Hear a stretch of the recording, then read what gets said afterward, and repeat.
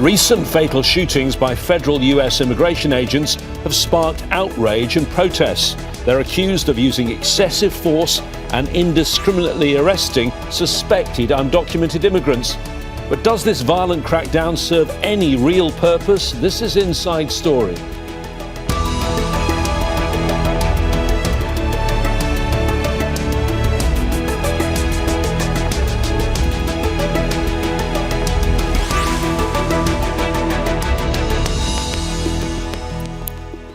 Hello again, I'm James Bays. As soon as Donald Trump made his comeback to the White House early last year, he rushed to step up his crackdown on those who enter the country illegally. His administration soon started mass arrests and mass deportations. That led to mass protests against Trump's immigration policies. Protesters are particularly venting their anger against immigration and customs enforcement agents, ICE, accusing them of using excessive force. And the state of Minnesota has become the epicentre of the anger against the crackdown in recent weeks. There have been at least 3 shootings there involving immigration agents just this month alone, 2 of them fatal. We'll get to our guests in a moment, but first this report from Imogen Kimber. This is the moment Alex Prett, a 37-year-old intensive care nurse at Minnesota VA Hospital, was shot by immigration and customs enforcement agents, known as ICE. These are the moments before he was shot. Preti stands between a woman and ICE agents, is pepper sprayed and forced to the ground. He died from multiple gunshot wounds, including in his back. Bystanders' video footage shows he was holding his mobile phone when he was shot, not a gun, as he was accused of by Homeland Security. This looks like a situation where an individual arrived at this scene to inflict maximum damage on individuals and to kill law enforcement. The state governor and former vice presidential candidate Tim Walz says that's not true. And you know what you saw. And then you heard the most powerful people in the world, certainly in this country, President, Vice President, Greg Bovino, Kristi Noem, narrate to you what you were looking at, that this was a domestic terrorist sullying his name within minutes of this event happening, and then closing the crime scene, sweeping away the evidence. Preti was joining thousands of other people who have come out to protest against violent immigration raids by ICE in Minneapolis, and the shooting and killing of a woman just weeks before. As well as the shootings, in 2025, the number of people that died in ICE detention was the highest for a decade. The mayor of Minneapolis has requested a judge for a restraining order to force ICE to leave the state. The chaos that we are seeing is caused directly by ICE, Border Control, and this federal administration. They are talking about this being an action that is required for safety, and it is doing exactly the opposite. It is creating danger in our state. In Washington, the US Senate is set to vote on a legislative package that includes $64.4 billion for the Department of Homeland Security, $10 billion of which will go to ICE. Democrats say they will vote against it, possibly resulting in the second government shutdown in as many years. ICE out for good! While on the streets, protests have erupted across the country as people show their anger and fear about their own security. Imogen Kimber, Al Jazeera for Inside Story. Well, let's discuss all of this with our guests now. They're joining us all today from the United States. In New York, Darrin, Porcher, a former New York City Police Department lieutenant and criminal justice professor at Pace University. In Washington, D.C., Leon Fresco, a former Deputy Assistant Attorney General in charge of immigration at the U.S. Department of Justice. And also in New York, Alex Vitale, professor in the Department of Sociology at Brooklyn College, who's also the coordinator of the Policing and Social Justice Project. Thank you, all 3 of you, for joining us. So let me start with you, Alex. There already was turmoil in Minnesota, an outrage across the US, and then another shooting has taken place. What's been the reaction? Well, understandably outraged, but also I think some soul searching about what the next steps are. We've seen this massive outpouring of peaceful protest after the last few weeks, and yet the violence and the culture of impunity and the sort of theater of violence from the Trump administration continues. I think this has posed a real dilemma for elected officials in Minnesota and Minneapolis, but also for the Democratic Party nationally about how to respond to this, because I think we're facing a real legitimacy crisis, not just for ICE and Border Patrol, but I think for law enforcement more broadly. Darrin, I mean, we look at the videos, and this program is not going to be looking at all the videos and working out exactly what happened where, but I think it's pretty clear that things are not clear in this latest incident. Mr. Preti had a gun, but he certainly wasn't brandishing that gun. So when you look at the initial statement that came from the Secretary of Homeland Security, it looks like a situation where an individual wanted to do maximum damage and massacre law enforcement. She was saying something that just isn't matched by the evidence. You're absolutely right. It's a troubling narrative, to say the least. When we see the video, it's clear that Mr. Preti was disarmed, and after he was disarmed, he was shot by the contingent of Border Patrol and ICE agents that were on the scene. And when we speak just to add, Darrin, shot shot 10 times. 10 shots were discharged. You're absolutely right. It's a troubling narrative, as I mentioned earlier, but I'm going to say Homeland Security has been introducing alternative facts as it relates to the narrative that we saw in the video. This was clearly an unarmed subject that was shot 10 times. And the interesting component of this is he was shot initially and he began to stand up or rise up.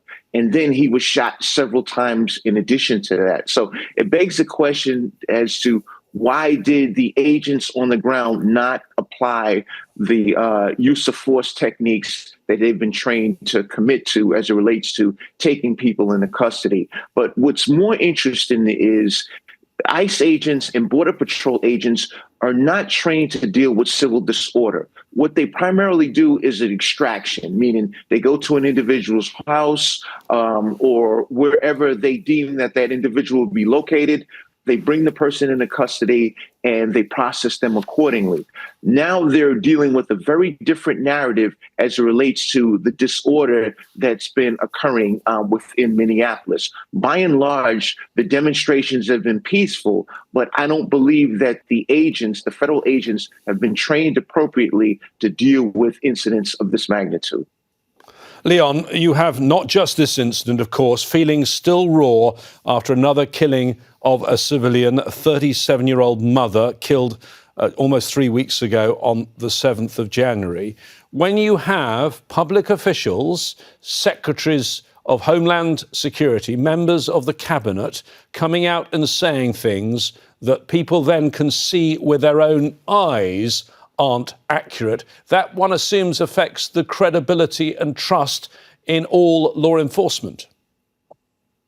I think the prudent response to both of those incidents would have been to say, we need to have an investigation, because even when you see things on video, you're not getting everything that's happening on sound. You're not getting all the different perspectives. You can see depending on different angles, different things. And so what we need is a full-blown investigation, and everyone has due process rights here. Obviously, the victims don't necessarily have due process rights in the sense that if they are now passed away, you know, their due process is gone, unfortunately, but the assailants have due process rights. And so you need to go and you need to have a full-blown investigation. And after that, then you can come forward and come up with results. And then that's how you maintain the credibility of any law enforcement operation, is that you actually have those investigations, you interview everybody involved, you get the forensic evidence, you get the video evidence,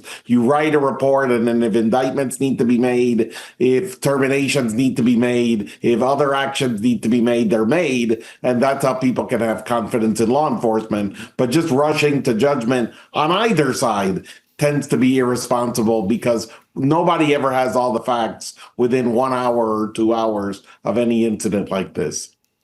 Alex, the problem is, in both of these cases, there has not been that investigation. In the latest case involving Mr. Preti, federal authorities blocked local police from the crime scene. Local police even got a court order signed by a judge, but still they were blocked. And the earlier case, the death of Rene Good, there's been no investigation into that either. Yeah, and in addition, I think it's a mistake to think that an investigation of 1 or 2 individual officers will tell us what's really going on here.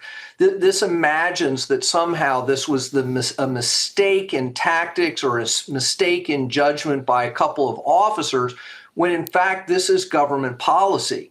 The decision to overlook killings by ICE and Border Patrol in dozens of cases leading up to this. And specifically, the language after the killing of Rene Good made clear that the Trump administration and Kristi Noem at Homeland Security don't want investigations and want their officers to use deadly force with impunity. This is a message coming from the top. And then the idea that if we throw a couple of officers under the bus through individualized prosecutions, that this is going to fix the problem is a fantasy. Let me ask you to pick that up, Darrin. An atmosphere of impunity. It seems that these federal agents think perhaps they can use lethal force whenever they want with no consequences whatsoever. And I have to add, because we've all seen the pictures, these are federal agents who don't look like police officers. They've got their faces covered as though they were bandits.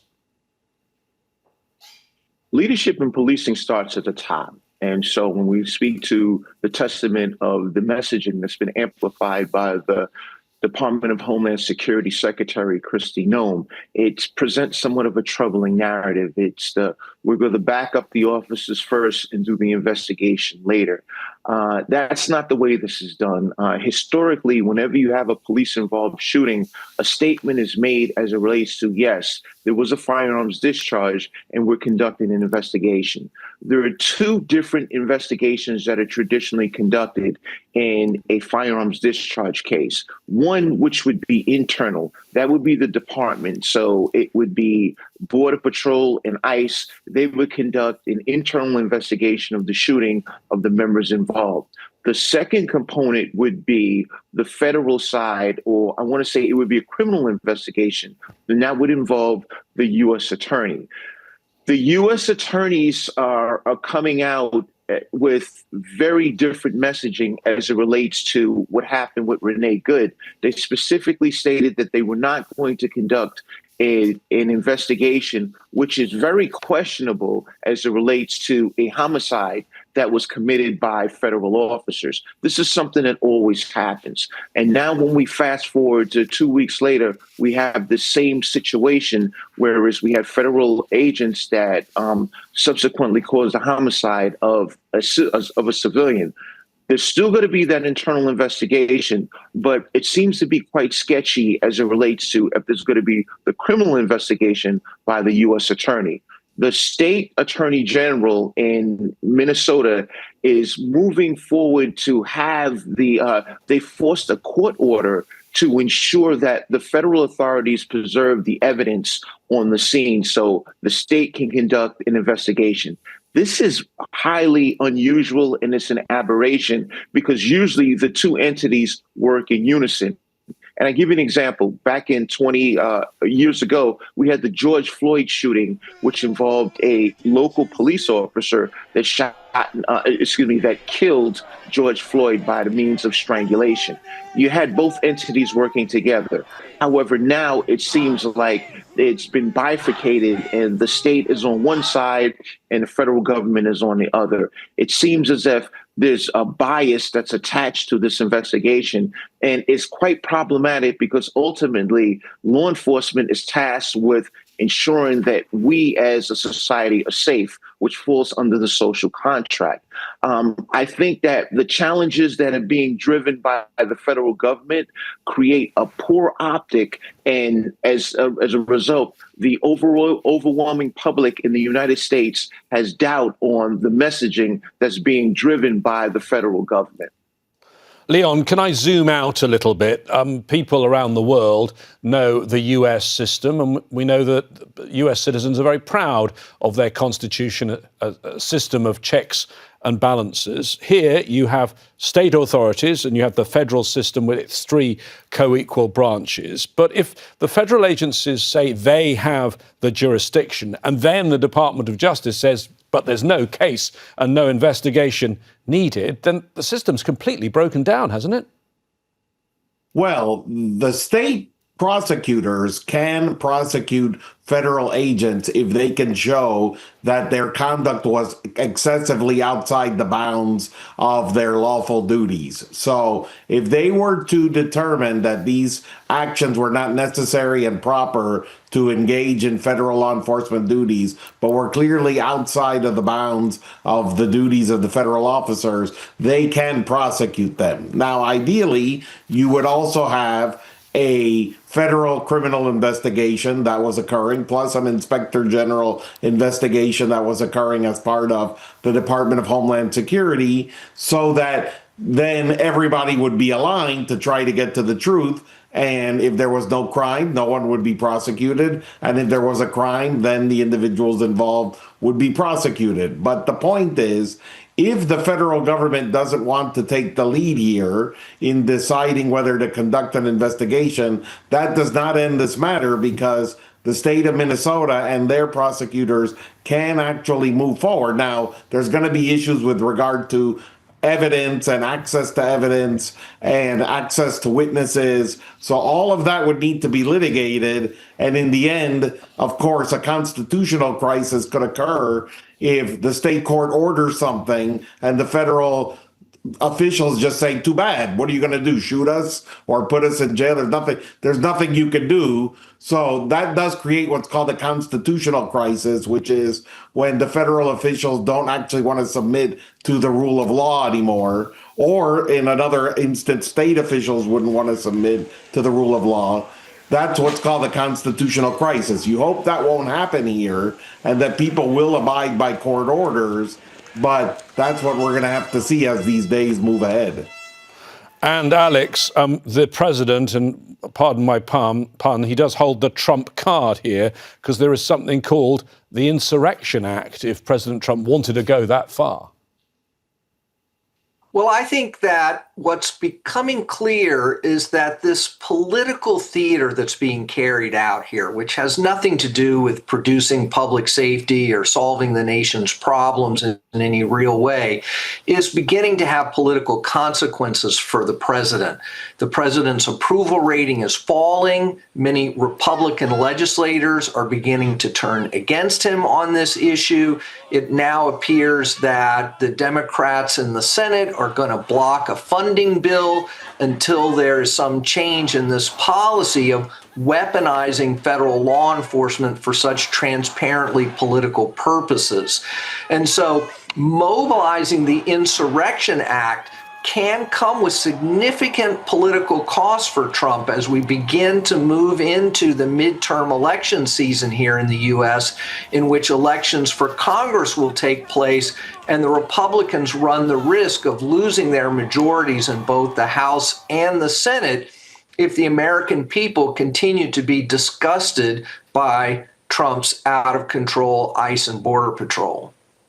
Leon, there's another part of this. We're discussing these two headline cases that have shocked the US. But if you actually look at the figures involved in these operations that are underway, including the big operation that's been going on in Minnesota since December, in 2025, 32 people died in immigration and customs enforcement, that's ICE custody. And actually, if you look this month, 6 immigrants have died already this year. Sure. And, those are different statistics in the sense of it's not that necessarily in each of these incidents, it's happening in a live shooting atmosphere like what you're seeing in Minnesota. Some are in ICE detention and they're dying in detention. There's been some suicides that have occurred in the detention facilities. And so things are getting difficult in terms of the number of people dying in ICE custody. But to be clear, it's in different contexts. There are many more people in ICE custody than there have ever been. There's something like 73,000 people right now currently in immigration custody. That is much higher than it's traditionally been. Usually it's been around 30,000 at most. When there have been surges in the past, it's been 40,000. So in an environment where you now have 73,000 people a day in ICE custody, which is twice as much, you're going to see more deaths than you've ever had before. But they're not getting the media attention, and that may well be because they are non-citizens and many of them are not white. Darrin, is there an issue on training here? Is this part of what is going on? Yes, we know that Jonathan Ross, who shot Rene Good, was an Iraq War veteran and had about a decade of service. But is there a problem with training for these federal units? I am told new ICE recruits get 47 days training, and it's been widely reported that 47 number is not because that's what they need for the syllabus, but they chose it because in his second term, Trump is the 47th president. That's just under 7 weeks. Compare that to European police forces, where mostly their officers get something like 2 to 3 years training. I was a sergeant in NYPD's police academy, so I trained police recruits for years as it relates to use of force. When we speak to how use of force training is implemented, it bifurcates in 2 components.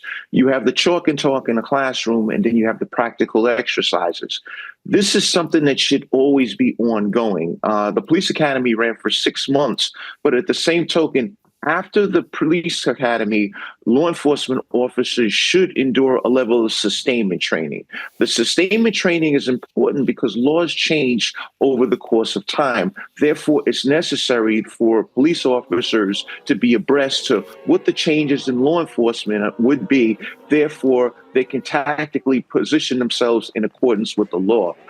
I feel that when I look at both the videos, whether it was Rene Good or the recent shooting that we had in Minneapolis, that there's been significant detachments from the best practices in policing. So I give you an example. During the Rene Good shooting, the agent shot at Mrs. Good as the car was passing. He not only engaged his firearm when he was standing in front of the vehicle, but he also engaged his firearm and shot Mrs. Good as the vehicle was leaving. As the vehicle is leaving, there's no immediate threat to the officers. So I believe that this is something that he would have to speak to in a court of law. But what's the unfortunate piece is the Department of Justice is not bringing forth a criminal investigation into the Rene Good shooting. Therefore, this is not something that you're going to see in a courtroom. In the internal investigation, this may be something that's going to be investigated, but I think it's questionable as to if the unit is the actual entity itself, meaning the internal group of either ICE or Border Patrol, is going to conduct that internal investigation accordingly. That's what's going to focus on the training. And if the individual involved in the Rene Good shooting did what he was supposed to do as it relates to his training. Now we fast forward to the shooting that happened here recently. in Minneapolis, we had an unarmed person that was shot and killed. When I say unarmed, granted, the individual did have a firearm when he was stopped, but at the same token, that firearm was removed and he was shot after the firearm was removed. The training consists of not shooting a person that's unarmed. Your firearms, or I should say your use of force training, should focus on de-escalation first, and second, it would be that imminent threat. Does an imminent threat exist which would cause you to introduce deadly physical force as it relates to shooting the person? Okay, let me bring in Alex now.